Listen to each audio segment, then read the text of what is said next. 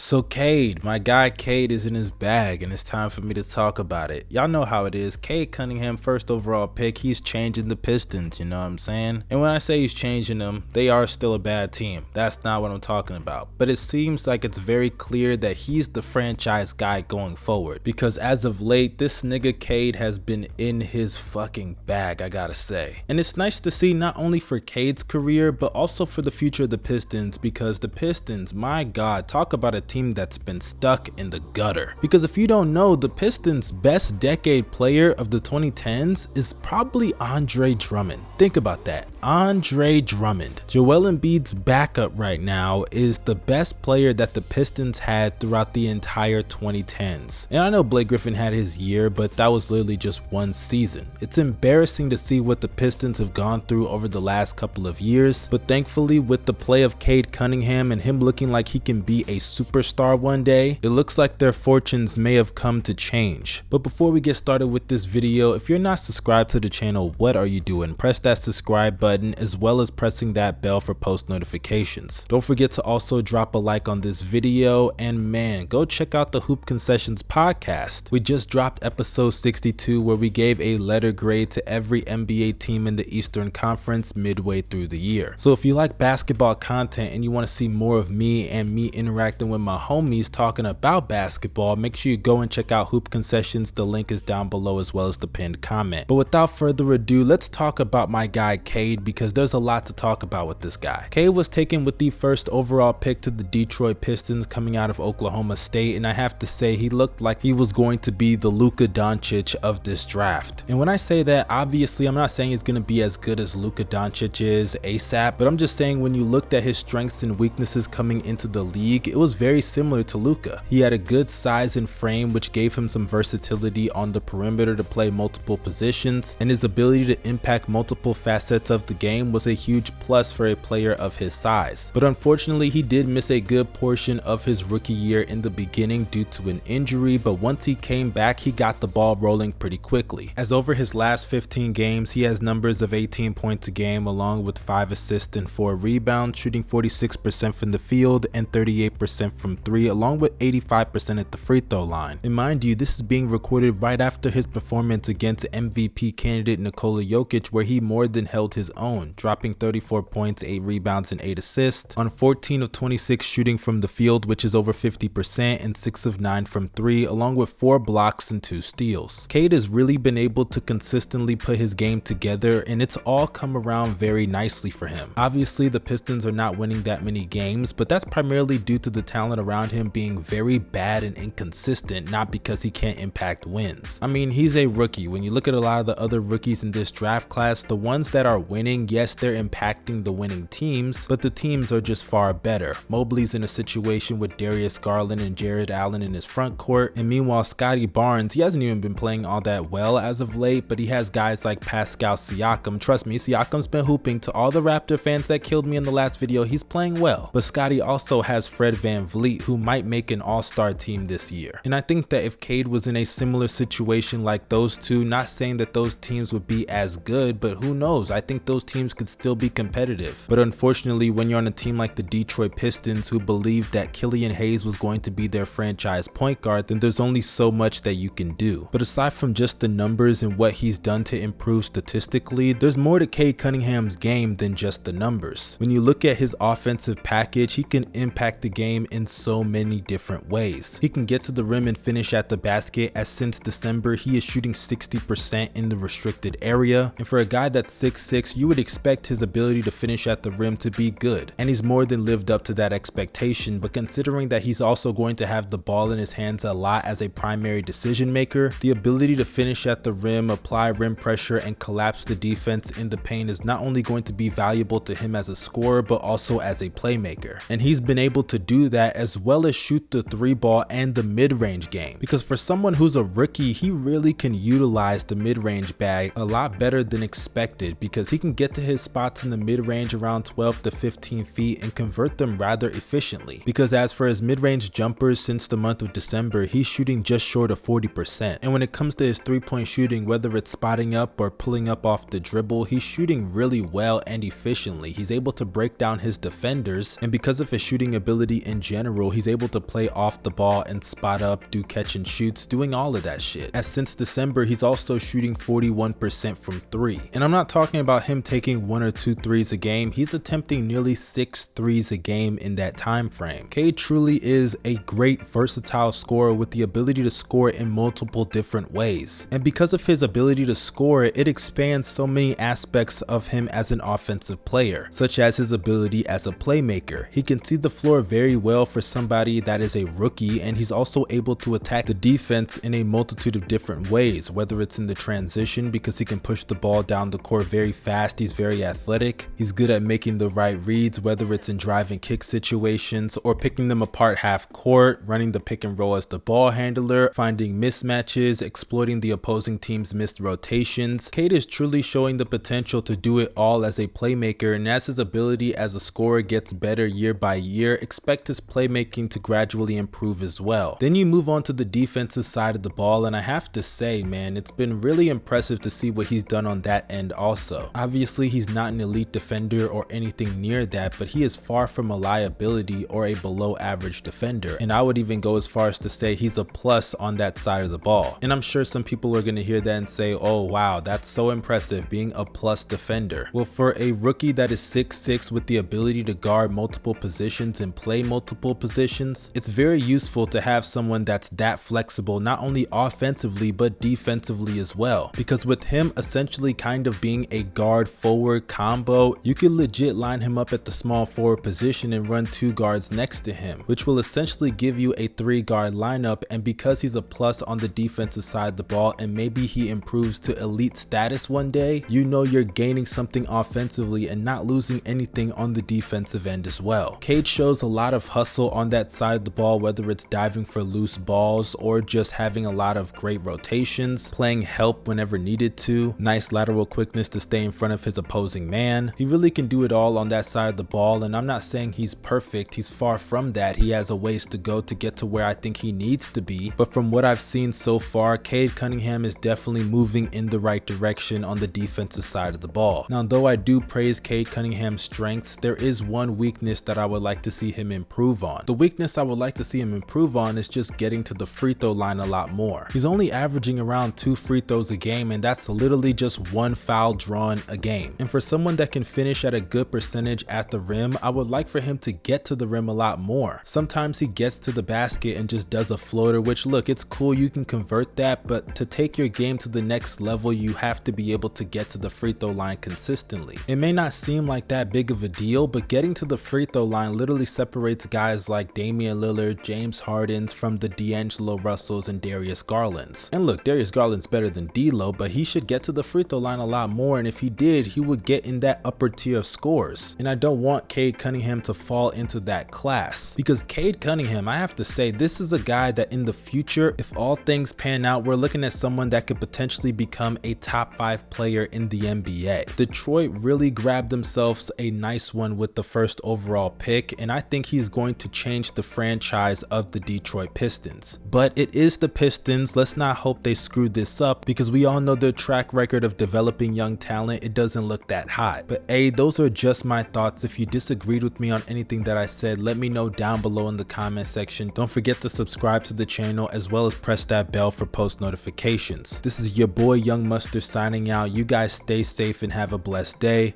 Peace.